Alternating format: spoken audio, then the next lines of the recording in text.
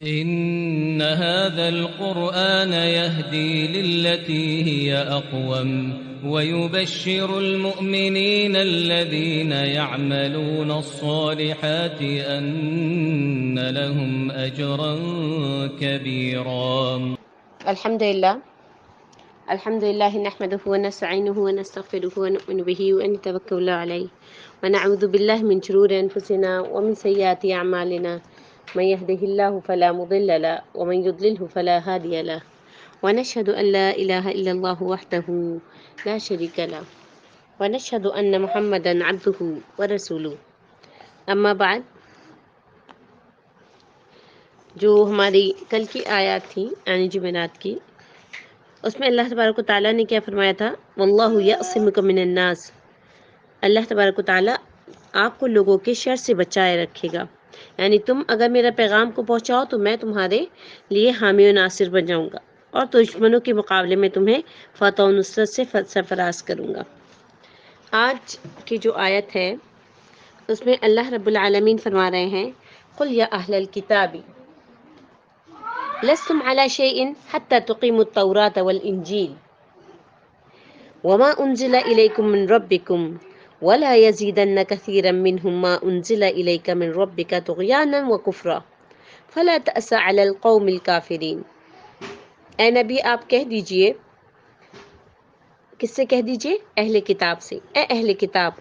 تم ہرگز اصل دین پر کاربند نہیں ہو سکتے یہاں تک کہ تم تورات اور انجیل اور اپنی طرف سے اپنے رب کی طرف سے نازل کی گئی دوسری کتابوں کے احکام پر ٹھیک ٹھیک عمل کرنے لگو. حقیقت یہ ہے کہ یہ قرآن جو آپ کے رب کی طرف سے نازل ہوا ہے، ان میں سے اکثر لوگوں کی سرکشی اور کفر میں اضافے کا باعث بنے گا. ان الذین آمنوا والذین ہادوا والصابئون والنصارى من آمن باللہ والیوم الآخر وعمل صالحا فلا خوف علیہم ولا هم يحزنون. بے شک جو لوگ ایمان لائے اور جو لوگ یہودی ہوئے اور صابی یعنی بے دین ہوئے اور نصارہ، ان میں سے جو بھی اللہ اور آخرت کے دن پر ایمان لائے گا اور نیک عمل کرے گا تو ان پر کوئی خوف نہیں اور نہ ہی وہ غمگین ہوں گے. تو اللہ تبارک و تعالیٰ نے ان آیات میں جو فرمایا ہے کہ قرآن کے ساتھ اور ایمان کے بغیر نجات نہیں، یعنی اللہ تعالیٰ نے کیا فرمایا؟ اے محمد صلی اللہ علیہ وسلم آپ اعلان فرما دیجئے، یا اہل الکتاب لستم علی شیء، یعنی اے اہل کتاب تم ہرگز اصل دین پر کاربند نہیں ہو سکتے، یعنی تم کچھ بھی دین پر نہیں ہو سکتے جب تک تم توریت اور انجیل کو قائم نہ رکھو، یعنی اللہ تعالیٰ کی طرف سے انبیاء کرام پر نازل ہونے والی تمام کتابوں کے ساتھ ایمان نہ لے آؤ اور ان کے مطابق سے عمل نہ کرو. اور انہی کتابوں میں یہ بھی حکم دیا گیا ہے کہ حضرت محمد صلی اللہ علیہ وسلم کی اتباع کرو، ان پر ایمان لے آؤ اور ان کی شریعت کی اقتداء کرو. تو یہ جو یہاں پر یہ فرمانا ہے نا، ولا یزیدن، اور البتہ یہ زیادہ کرے گا، کثیرا منہم ما انزل الیک من ربک طغیانا وکفرا، طغیانا اور کفر کو یعنی سرکشی اور کفر کو زیادہ ضرور اور زیادہ کرے گا. یعنی یہ جو قرآن جو آپ کے پروردگار کی طرف سے آپ پر نازل ہوا ہے وہ ان میں سے اکثر کی سرکشی اور کفر کو زیادہ کرے گا. اس جملے کی تفسیر جو ہے وہ میں اس سے پہلے بھی بیان کر چکی ہوں کہ جو لوگ جو ہے جن پر یہ نازل ہوا اس کے بعد جو ہے وہ اپنی سرکشی میں اور اپنے عناد میں وہ اتنا زیادہ بڑھ گئے کہ جو ہے وہ اس قرآن کو کے جو الفاظ تھے اور اس قرآن کی جو برکات تھیں اس سے وہ محروم ہو گئے. نبی کریم صلی اللہ علیہ وسلم کے اوپر ان کے سامنے معجزے نازل ہوتے تھے لیکن وہ اس چیز سے محروم رہے. تو اللہ تعالیٰ اپنے نبی سے کیا کہہ رہا ہے؟ فَلَا تَأْسَ عَلَى الْقَوْمِ الْكَافِرِينَ، یعنی آپ ان کافروں پر افسوس نہ کریں اور ان کی وجہ سے غم نہ کھائیں. اور پھر اللہ تعالیٰ کیا فرما رہے ہیں؟ ان الذین آمنوا، بے شک جو لوگ اللہ پر ایمان لائے اور وہ مسلمان ہوئے، والذین ہادوا، اور جو لوگ یہودی ہوئے یعنی حاملین تورات، اور والصابئون، اور بے دین، جو بے دین لوگ ہیں، ٹھیک ہے، یعنی فاصلہ طویل ہونے کی وجہ سے رفع کے ساتھ عطف یہاں پر موضوع ہے، یعنی جو لوگ صابی ہوئے، عیسائی اور مجوسی ہوئے، اور ان کے درمیان ایک ایسا گروہ تھا جو کہ جس کا کوئی دین نہیں تھا، ٹھیک ہے. اور نصارہ تو مشہور ہی ہیں کہ ان سے مراد جو ہے وہ حاملین انجیل ہیں. ٹھیک ہے نا. تو مقصود کیا ہے کہ ہر وہ فرقہ جو اللہ تعالیٰ پر اور روز آخرت پر ایمان لے آئے اور نیک عمل کرے، اور ایسا اس وقت تک ہو نہیں سکتا جب تک کہ تمام انسان اور جنات کی طرف سے مبعوث جو حضرت محمد صلی اللہ علیہ وسلم کی لائی ہوئی شریعت مطہرہ ہے، وہ سب کے سب جتنے بھی انسان ہیں وہ سب کے سب جو ہے وہ اس پر عمل پیرا نہ ہو جائیں. تو جو شخص بھی ان اوصاف سے متصف ہوگا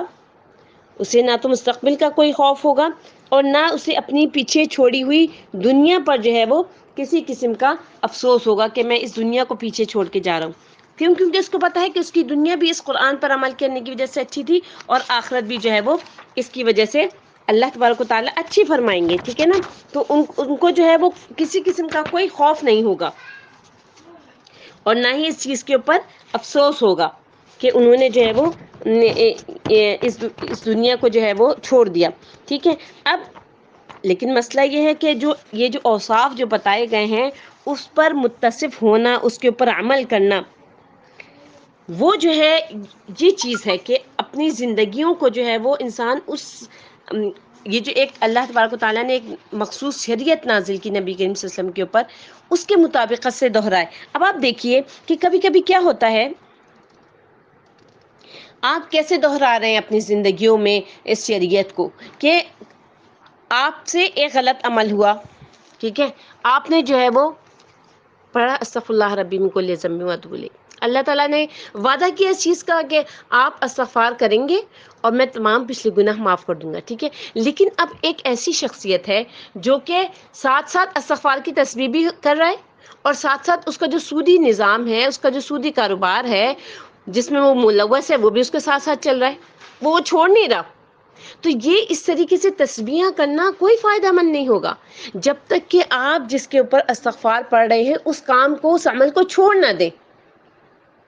اور جس وقت آپ نے استغفار کے لیے اپنے ذہن میں سوچا کہ مجھے توبہ کرنی ہے اللہ کے حضور، کہ میرے لیے بھی توبہ کا دروازہ کھلا ہوا ہے، قبل اس کے کہ یہ دروازہ بند ہو جائے سے پہلے مجھے توبہ کرنی ہے. ٹھیک ہے نا. اب آپ نے اپنے آپ کو تیار کیا توبہ کرنے کے لیے، تو اس کام کو بھی چھوڑیے.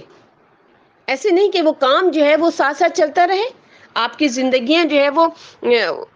اسی کے مطابق سے گزر رہی ہیں جس پہ آپ استغفار کر رہے ہیں، اور آپ جو ہے ساتھ ساتھ استغفار کی تسبیحیں بھی پڑھتے جا رہے ہیں.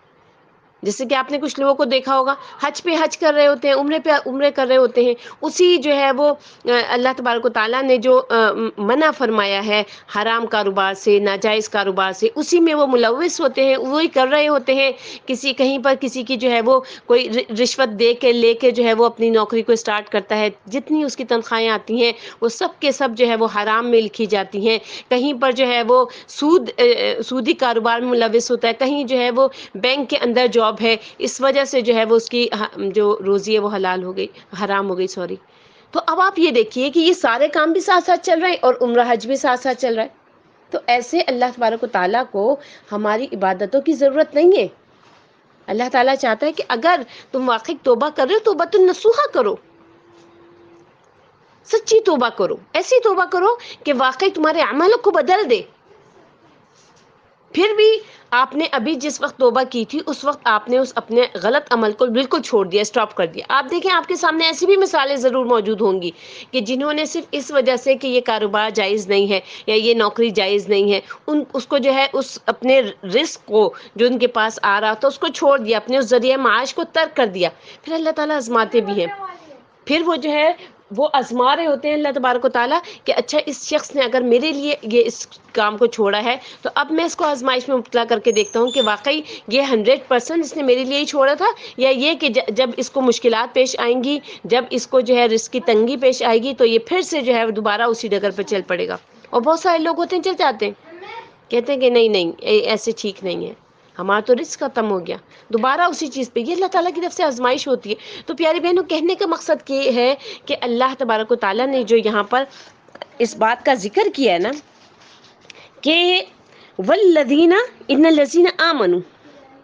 کہ جو لوگ ایمان لائے. ٹھیک ہے. اب ایمان لانے کے بعد جو غلط عمل ہو رہے ہیں، آپ کی زندگیوں میں بھی بہت سارے غلط عمل ہوئے ہوں گے، میری اپنی زندگی میں بہت سارے غلط عمل ہوئے. اب اگر ہم نے اس کو استغفار پڑھ کے اور چھوڑ دیا ٹھیک ہے، اور اس کے بعد پھر دوبارہ سے جو ہے وہ شیطان کے شکنجے میں آ کے، شیطان کی باتوں میں آ کے، شیطان کے بہکاوے میں آ کے پھر دوبارہ سے وہ عمل سرزد ہو گیا، پھر دوبارہ استغفار کیجیے۔ لیکن جس وقت آپ استغفار کر رہے ہیں اس وقت جو ہے وہ آپ کی جو توبہ ہے وہ بالکل ایسی ہونی چاہیے، بالکل کسی بھی قسم کے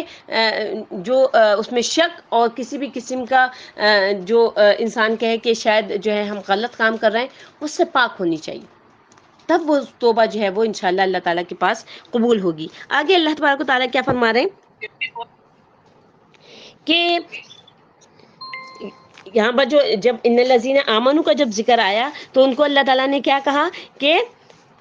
جو ایمان لے کر آئے اللہ پر اور اس آخرت کے دن پر، اور انہوں نے عمل بھی صالح کیے یعنی نیک عمل کیے، تو پھر ان کے لیے کیا ہوگا، فلا خوف علیہم ولا هم یحزنون، تو پھر وہ لوگ کیا ہوں گے، وہ لوگ جو ہے وہ نہ تو ان کو کسی قسم کا کوئی خوف ہوگا اور نہ ہی وہ غمگین ہوں گے، یعنی ان کو کسی بھی قسم کا کوئی غم نہیں ہوگا کہ یہ جو ہم دنیا چھوڑ کر آئے ہیں، یا یہ کہ ہم نے تو اب دنیا میں کوئی عمل اچھا کیا ہی نہیں تھا، اب جو آخرت کے لیے اب ہماری جو اب آج آنکھیں بند ہو رہی ہیں تو اب ہمارے ساتھ کیا سلوک ہوگا، اللہ تبارک و تعالیٰ کس طریقے سے ہمارے ساتھ سلوک کریں گے، تو ان کو کسی قسم کا اللہ تعالیٰ دنیا میں خوشخبری دے رہے ہیں کہ کسی قسم کا کوئی غم نہیں ہوگا ان کو، وہ غمگین نہیں ہوں گے اس بات پہ کہ ہم جو اب ایک دوسری دنیا میں جو کہ ابدی دنیا ہے اس کی طرف ہم لوٹائے جا رہے ہیں، تو اب ہمارے ساتھ جو ہے وہ کیا ہونے والا ہے، یا قبر میں ہمارے ساتھ کیا ہوگا۔ جب انہوں نے ایمان لیا ہے اور عمل صالح بھی کر لیے تو پھر جو ہے وہ کیا ہوگا، اللہ تبارک و تعالیٰ ان کو زبردست قسم کے انعامات سے نوازے گا، اور ان کو یہ جتنا بھی صبر تھا نا، اب اس کو صبر کا پھل ملنے کا جو ہے وہ موقع ہے کہ اللہ تبارک و تعالیٰ ہر طریقے سے جو ہے وہ ان کو نوازیں گے۔ آگے اللہ تعالیٰ نے فرمایا لَقَدْ أَخَذْنَا مِيثَاقَ بَنِي إِسْرَائِيلَ وَأَرْسَلْنَا إِلَيْهِمْ رُسُولًا، یقیناً ہم نے بنی اسرائیل سے پختہ عہد لیا تھا اور ہم نے ان کی طرف کئی رسول بھیجے، كُلَّمَا جَاءَهُمْ رَسُولٌ بِمَا لَا تَهْوَىٰ أَنفُسُهُمْ، اب آپ دیکھیے وہی والی بات کہ جب ان کے پاس کوئی رسول ایسی چیز لے کر آتا جسے ان کے نفس پسند نہیں کرتے تھے، یعنی دین میں بھی بہت ساری چیزیں ایسی ہوتی ہیں جسے ہمارا نفس پسند نہیں کر رہا ہوتا، تو آگے اللہ تعالیٰ کیا فرما رہے ہیں، فَرِيقًا كَذَّبُوا وَفَرِيقًا يَقْتُلُونَ، تو بعض نبیوں کو تو وہ جھٹلا دیتے تھے اور بعض کو وہ قتل ہی کر دیتے تھے۔ وَحَسِبُوا أَلَّا تَكُونَ فِتْنَةً فَعَمُوا وَصَمُّوا ثُمَّ تَابَ اللَّهُ عَلَيْهِمْ ثُمَّ تَابَ اللَّهُ عَلَيْهِمْ ثُمَّ عَمُوا وَصَمُّوا كَثِيرٌ مِّنْهُمْ وَاللَّهُ بَصِيرٌ بِمَا يَعْمَلُونَ، یعنی اور ان لوگوں کا خیال تھا کہ ان کی کوئی آزمائش نہ ہوگی، یعنی یہ جو لوگ سکون سے قبول کر دیتے تھے ان کا کیا خیال تھا کہ ان کی کوئی آزمائش نہیں ہوگی، چنانچہ وہ اندھے اور بہرے ہو گئے، پھر اللہ ان پر مہربان ہوا، مگر ان میں سے زیادہ تر لوگ پھر بھی اندھے اور بہرے ہو گئے، اور اللہ خوب دیکھنے والا ہے جو کچھ وہ کر رہے تھے۔ یعنی ان آیات میں اللہ تبارک و تعالیٰ کیا فرما رہے ہیں کہ یہ جو وہ لوگ تھے بنی اسرائیل، ان سے جب عہد و پیمان لیا گیا کہ وہ اللہ اور اس کے رسول کی بات سنیں گے اور ان کی ہی اطاعت بچا لائیں گے، مگر انہوں نے کیا کیا، اس عہد کو اور اس پیمان کو توڑ کر اپنی جو خواہشات تھی نا، اپنے نفس کی خواہشات، میں اکثر آپ لوگوں کو ایک دعا بتاتی ہوں کہ یہ دعا جو ہے وہ ضرور پڑھا کریں، اللہم الہمنی رشدی واعذنی من شر نفسی، کہ اللہ مجھے سیدھے راستے پر ہدایت دے دے اور مجھے میرے نفس کے شر سے بچا لے۔ تو یہ جو نفس کے شر ہوتا ہے نا، اس کی وجہ سے انسان سارے گناہوں میں ملوث ہوتا ہے۔ تو اسی طریقے سے جو یہاں پر یہود اور نصارہ کے یہ جو کہا گیا کہ جو ان کی اپنی نفس کی جو خواہشات تھیں ان کو جو ہے انہوں نے اللہ کی شریعت سے مقدم قرار دیا کہ نہیں، ہماری جو خواہش ہے وہ سب سے زیادہ اہمیت کی حامل ہے، جو اللہ کی شریعت ہے۔ اب آپ اس چیز کو اپنی زندگیوں میں لے کر آئیں، اپنی زندگیوں کو کھنگالیں اس چیز سے، کہیں ایسا تو نہیں کہ آپ بھی بہت ساری چیزوں میں اللہ کی شریعت کو پیچھے کر دیتے ہیں اور اپنے نفس کی خواہش کو جو ہے وہ آگے کر دیتے ہیں۔ کرتے ہیں نا، ہم کر ہی رہے ہوتے ہیں دن رات میں، اگر آپ نوٹ کرنا شروع کریں تو بہت ساری ایسی چیزیں ہیں جس میں ہم شریعت کو پیچھے کر دیتے ہیں اور اپنے نفس جو ہمارا دل چاہ رہا ہے، جو ہمارا دل کہہ رہا ہے، ہم اس کے مطابق سے عمل کرنا شروع کر دیتے ہیں۔ تو اللہ تعالیٰ کہہ رہے ہیں کہ ان کی جو خواہشات تھیں، تو جو بات جو ہے شریعت کی جو بات ان کی خواہش کے مطابقت سے ہوتی تھی وہ لے لیتے تھے، اور جو اس کے مطابقت سے نہیں ہوتی تھی اسے رد کر دیتے تھے۔ پھر کیا کرتے تھے؟ جب بھی کوئی پیغمبر ان کے پاس ایسی باتیں لے کر آتا جن کو ان کے نفس نہیں چاہتے تھے تو وہ انبیاء کی ایک جماعت کو تو جھٹلا دیا انہوں نے، یعنی ایک جماعت کو تو بس انہوں نے رد کر دیا کہ نہیں تم تو غلط بات کہہ رہے ہو، اور پھر کیا ہوا؟ ایک جماعت کو قتل کر دیا، یعنی بہت سارے نبیوں کو انہوں نے قتل بھی کر دیا، اور ان کا خیال کیا تھا کہ ان کی تو کوئی آزمائش ہی نہیں ہوگی، تو وہ اندھے اور بہرے ہو گئے، یعنی کس چیز سے؟ ہدایت سے اندھے اور بہرے ہو گئے، ہدایت کو سنتے ہی نہیں تھے، کہتے تھے بس یہ جو دنیا ہے بس یہی دنیا ہے، یعنی انہوں نے کیا خیال کیا کہ ان کے کرتوتوں کی وجہ سے ان پر کوئی آفت آئے گی نہیں، چنانچہ جب ان کے اوپر آفت آئی تو ان کا حال کیا ہوا کہ وہ حق سے اندھے بہرے ہو گئے کہ یہ حق کو سن ہی نہیں سکتے تھے اور نہ اس کی طرف راہ پا سکتے تھے، مگر پھر اللہ تعالیٰ نے ان پر مہربانی فرمائی، ثم عموا وصموا کثیر منہم، لیکن ان سب کے اوپر پھر بھی رحمت نہیں ہوئی، بلکہ ان میں سے کچھ لوگ تھے جن کو ہدایت ملی اور ان میں سے بہت سے اندھے اور بہرے ہی رہے، اور اللہ تعالیٰ دیکھ رہا ہے جو وہ کر رہے تھے، یعنی اللہ تعالیٰ ان کے حالات سے مطلع کر رہا ہے کہ وہ جانتا ہے کہ ہدایت کا مستحق کون ہے اور گمراہی کا مستحق کون ہے، یعنی ان میں سے کون شخص جو ہے وہ ہدایت کا مستحق ہے اور کون سا شخص جو ہے وہ گمراہی کا مستحق ہے۔ تو اسی لیے جو ہے وہ انہوں نے کیا کہا کہ جو ہے وہ کوئی بات نہیں، یہ تو صرف دنیا کی زندگی ہے اور دنیا کی زندگی تو ویسے ہی گزر جائے گی، اس کے بعد کو کون دیکھتا ہے، کون پوچھتا ہے۔ تو اللہ تعالیٰ نے ان لوگوں میں سے بھی کچھ لوگوں کو ہدایت دی اور کچھ لوگ جو ہے وہ اسی طریقے سے ان کا انتقال ہو گیا۔ پھر آگے اللہ تعالیٰ فرماتے ہیں لَقَدْ كَفَرَ الَّذِينَ قَالُوا إِنَّ اللَّهَ هُوَ الْمَسِيحُ ابْنُ مریم، یقیناً کفر کیا ان لوگوں نے جنہوں نے کہا بے شک اللہ تو وہی مسیح ابن مریم ہے، وقال المسیح یا بنی اسرائیل اعبدوا اللہ ربی وربکم، اور مسیح نے کہا اے بنی اسرائیل تم اللہ کی عبادت کرو جو میرا اور تمہارا رب ہے، انہ من یشرک باللہ فقد حرم اللہ علیہ الجنہ ومأواہ النار وما للظالمین من انصار، بے شک جو اللہ کے ساتھ شرک کرتا ہے تو یقیناً اللہ نے اس پر جنت حرام کر دی ہے اور اس کا ٹھکانہ دوزخ ہے اور ظالموں کا کوئی مددگار نہیں۔ یعنی یہاں پر کیا کہا جا رہا ہے کہ عیسائیوں کا جو کفر تھا اور حضرت مسیح کی جو دعوت توحید تھی، یعنی جیسے کہ میں نے آپ لوگوں کو پہلے ہی بتایا تھا کہ عیسائیوں کے جو فرقے ہیں، ایک ملکیہ، یعقوبیہ اور نستوریہ، وہ جو ہے وہ کیا کہتے تھے کہ مسیح اللہ ہے، نعوذ باللہ، حالانکہ اللہ تعالیٰ کی ذات پاک ان کی اس بات سے بہت زیادہ بلند و بالا ہے، بہت عرفہ و اعلیٰ ہے۔ حضرت مسیح علیہ السلام نے یعنی حضرت عیسیٰ علیہ السلام نے تو خود بھی ان سے فرمایا تھا کہ وہ اللہ کے بندے ہیں اور اس کے رسول ہیں، یعنی وہ جو انہوں نے گود میں جو سب سے پہلے بات کی تھی جب وہ حضرت مریم علیہ السلام کی گود میں تھے اور ان کی قوم ان سے پوچھی تھی کہ اس کو تم کہاں سے لے کر آ گئی، تم تو بہت پاکیزہ تھیں اور تمہارا باپ بھی بہت پاکیزہ تھا، تو یہ حرام کام تم نے کیسے کر لیا؟ تو انہوں نے گود کی حالت میں ہی بات کرنے شروع کی، تو جو سب سے پہلی بات کی تھی وہ کیا بات کی تھی؟ سب سے پہلا جملہ انہوں نے کہا تھا انی عبداللہ، بے شک میں اللہ کا بندہ ہوں۔ آپ نے یہ نہیں کہا تھا کہ میں اللہ یا اللہ کا بیٹا ہوں، بلکہ کیا کہا؟ انی عبداللہ، بے شک میں اللہ کا بندہ ہوں، آتانی الکتاب وجعلنی نبیا، اور اس نے مجھے کتاب عطا کی اور مجھے نبی بنایا ہے۔ اور پھر جو ہے وہ سلسلہ کلام جاری رکھتے ہوئے کیا فرمایا؟ وَإِنَّ اللَّهَ رَبِّي وَرَبُّكُمْ فَاعْبُدُوهُ هَذَا صِرَاطٌ مُسْتَقِيمٌ، اور بے شک میرا اور تمہارا پروردگار اللہ ہی ہے، لہٰذا تم اسی کی عبادت کرو، یہی سیدھا راستہ ہے۔ تو اسی طرح انہوں نے حالت کہولت جو تھی، یعنی جو ابھی وہ گود میں تھے اور ابھی وہ پیدا ہوئے ان کو چند گھنٹے ہوئے تھے، اس میں ہی انہوں نے جو ہے وہ اللہ تبارک و تعالیٰ کی توحید کا جو ہے وہ اس کی دعوت دی اور اپنی نبوت کے بارے میں بتایا، اور انہیں کیا کہا کہ اللہ تبارک و تعالیٰ وحدہ لا شریک ہے، اس کی عبادت کرو۔ تو اللہ تعالیٰ تو نے اسی لیے اس آیت میں کیا فرما رہے ہیں؟ وقال المسیح یا بنی اسرائیل اعبدوا اللہ ربی وربکم، یعنی اب آپ دیکھیں عیسائی جو ہیں وہ اس بات کو تسلیم ہی نہیں کرتے، وہ کہتے ہیں کہ اللہ تین میں سے ایک ہے، یعنی کیسے کہ نعوذ باللہ ایک مریم علیہ السلام اور ایک حضرت عیسیٰ علیہ السلام اور ایک اللہ۔ تو مسیح یہود سے کیا انہوں نے یعنی قرآن اس بات کی کیا دلالت دے رہا ہے کہ اے بنی اسرائیل اللہ ہی کی عبادت کرو جو میرا پروردگار ہے اور تمہارا بھی پروردگار ہے، بے شک جو اللہ کے ساتھ شرک کرے گا یعنی اس کے ساتھ غیر اللہ کی عبادت کرے گا تو اس کے ساتھ کیا کہا جائے گا، کیا کیا جائے گا؟ فقد حرم اللہ علیہ الجنہ، وَمَأْوَاهُ النَّارُ، تو یقیناً اللہ اس پر جنت کو حرام کر دے گا اور اس کا ٹھکانہ دوزخ ہے. یعنی اللہ نے ان کے لیے جہنم کو واجب کر دیا اور جنت کو حرام قرار دے دیا. جیسے ایک اور جگہ اللہ تعالیٰ نے فرمایا کہ بے شک اللہ اس گناہ کو نہیں بخشے گا کہ اس کے ساتھ کسی کو شریک بنایا جائے، اور اس کے سوا جس گناہ کو چاہے گا وہ بخش دے گا.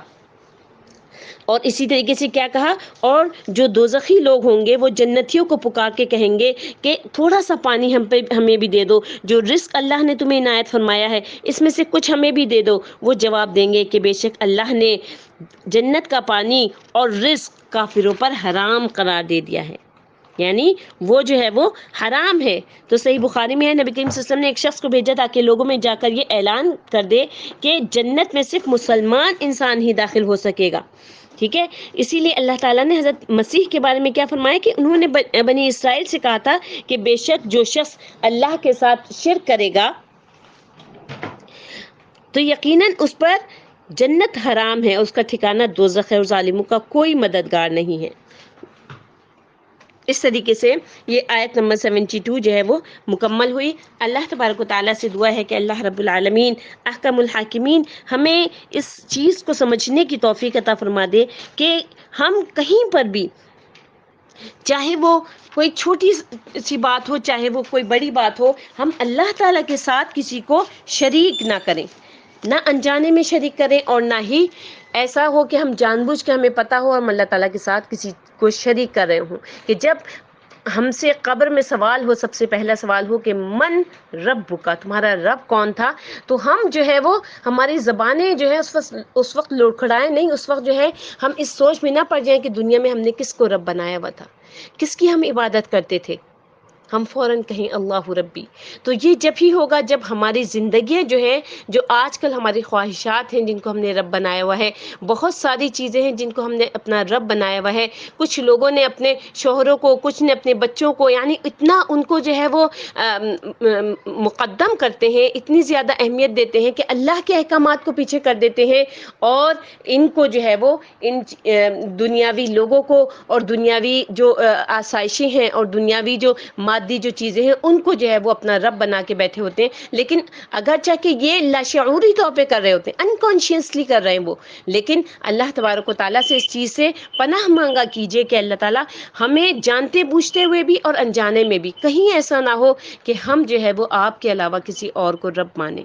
سبحان ربک رب العزت عما یصفون وسلام علی المرسلین والحمد للہ رب العالمین. السلام علیکم ورحمۃ اللہ وبرکاتہ.